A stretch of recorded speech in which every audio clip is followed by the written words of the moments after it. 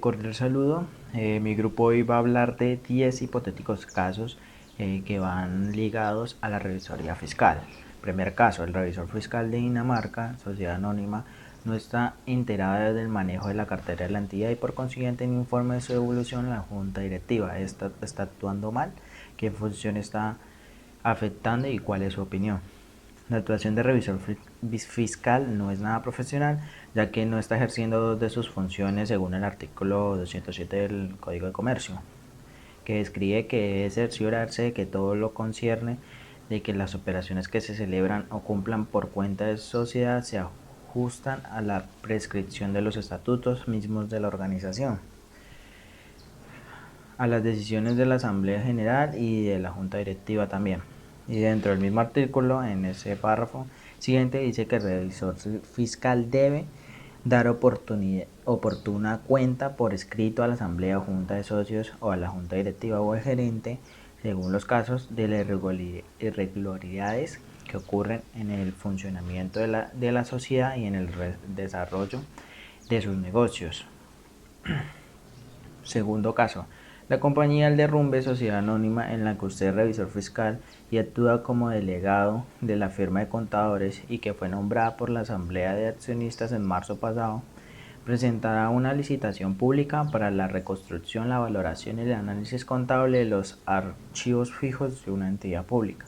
La compañía El Derrumbe, sociedad anónima, es experta en avalúos técnicos y le solicita a su firma de contadores que participen conjuntamente mediante un consorcio en el cual la firma del contador público se encargaría de llevar a cabo toda la parte contable. Indique si esto es posible y justifique jurídicamente su respuesta. Bueno, éticamente no puede ser posible porque, como coloquialmente se dice, las personas no pueden ser juez y parte a la vez. También teniendo en cuenta el artículo 205 del Código de Comercio en sus incompatibilidades, es quien haya sido elegido como revisor fiscal no podrá desempeñar en la misma sociedad ni en sus subordinadas ningún otro cargo durante el periodo respectivo, lo que se pretende de que la firma de contadores llevará la contabilidad de dicha licitación. Este artículo busca proteger el principio de independencia por parte del contador público, que está ejerciendo como ente fiscalizador de esta compañía. Es por esto que se puede llegar al conflicto de intereses. Tercer caso, el revisor fiscal Pepe Lugo Gutiérrez, mediante una investigación, detecta que la empresa Textiles Sociedad Anónima incurrió en un fraude en un contrato con la alcaldía de Valledupar, en el que se deducen varios gastos que son completamente falsos. ¿Cuánto tiempo tiene para denunciar? Bueno, en este caso el revisor fiscal, en sus facultades como entes de fiscalización, tendrá un periodo de 6 meses para denunciar este acto de corrupción. Al no proceder con esta denuncia, se verá sometido a la cancelación definitiva de su inscripción, en este caso la tarjeta profesional, como lo estipula el artículo 26 de la Ley 43 de 1990, párrafo 5. No obstante, pasaría un proceso penal por parte de las autoridades competentes. Dice: la Asamblea General de Propietarios del Conjunto Residencial Callejas elige como revisor fiscal a Pepito Pérez, porque tienen entendido que es obligatorio que las propiedades horizontales pues cuenten con un órgano de fiscalización. ¿Será que la asamblea de estos propietarios de este conjunto residencial pues sí están en lo correcto? ¿Y qué obligaciones tendría ese revisor fiscal nombrado? Y bueno, cabe resaltar aquí, lo primero es que esta asamblea no está en lo correcto, puesto que los conjuntos residenciales no están obligados a tener un revisor fiscal.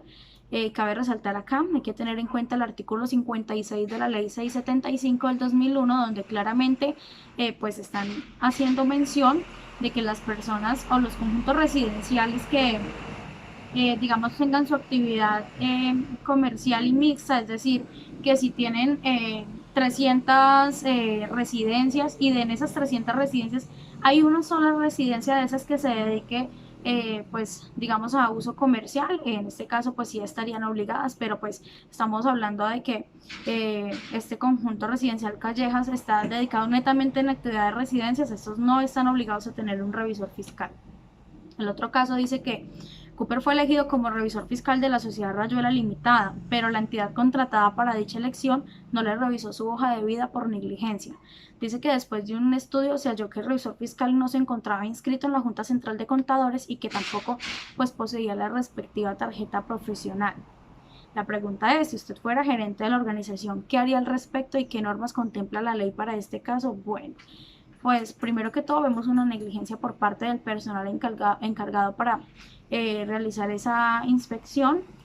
En este caso tendríamos que presentar nuestra denuncia ante la superintendencia y porque es que no es posible que una persona que no tenga un documento que garantice de verdad que pues es un profesional activo esté por ahí pues ofreciendo sus servicios y lo más curioso de todo es que pues logre obtenerlo, ¿cierto?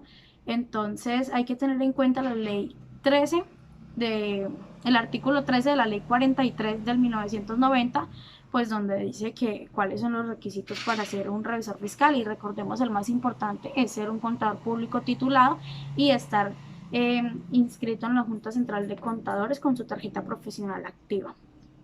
El otro caso dice, Jorge es revisor fiscal de Isagen y le propusieron ser candidato en el mismo cargo para ETB, que en este cargo pues fue elegido por el máximo órgano.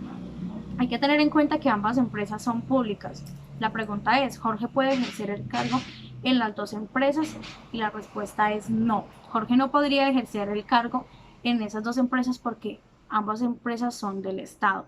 Entonces tendríamos que tener en cuenta el artículo 179, numeral 8 de la Constitución Política, donde muy claramente dice que nadie puede ser elegido por más de una corporación o un cargo público, ni para una corporación ni para un cargo. Si los respectivos coinciden en tiempo, en periodos de tiempo coinciden, así sea porcentualmente, pues por ende no podría ocupar dos cargos en entidades del Estado.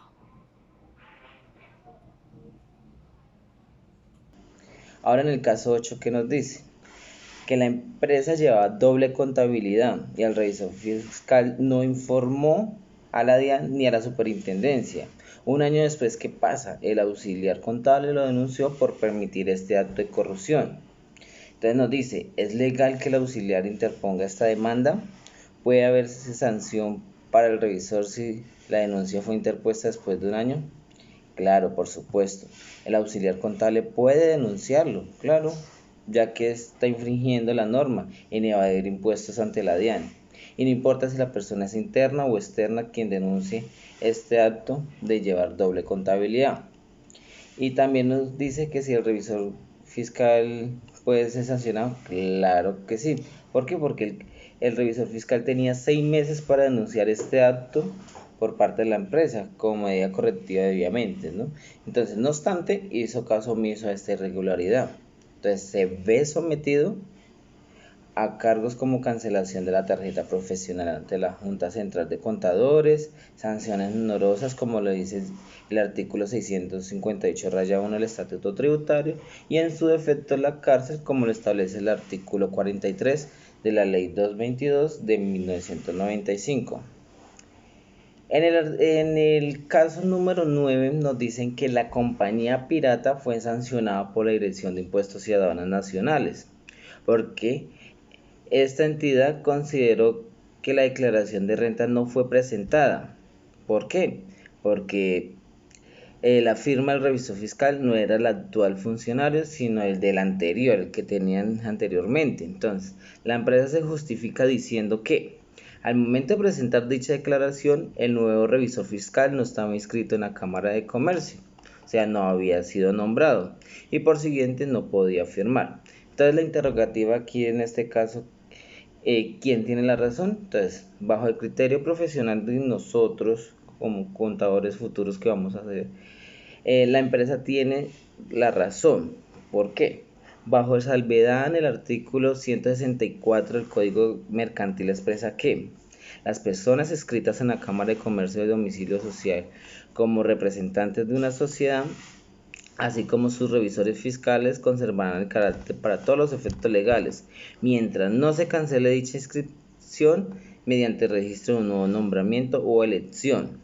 Entonces, ¿qué nos quiere decir con esto? Que protege a la compañía pirata, ya que el revisor fiscal actual no estaba inscrito en la Cámara de Comercio. Esto lo debe tener en cuenta la DIAN como medida de defensa de la compañía. Por último, en el caso número 10, nos dice que el revisor fiscal de una compañía se negó a firmar la declaración de renta y la DIAN la sancionó.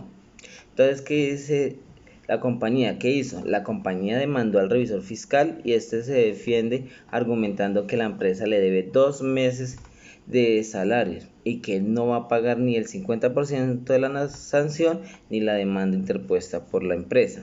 Entonces, la incógnita es cuál es su opinión y sobre qué normas se argumenta o se apoya.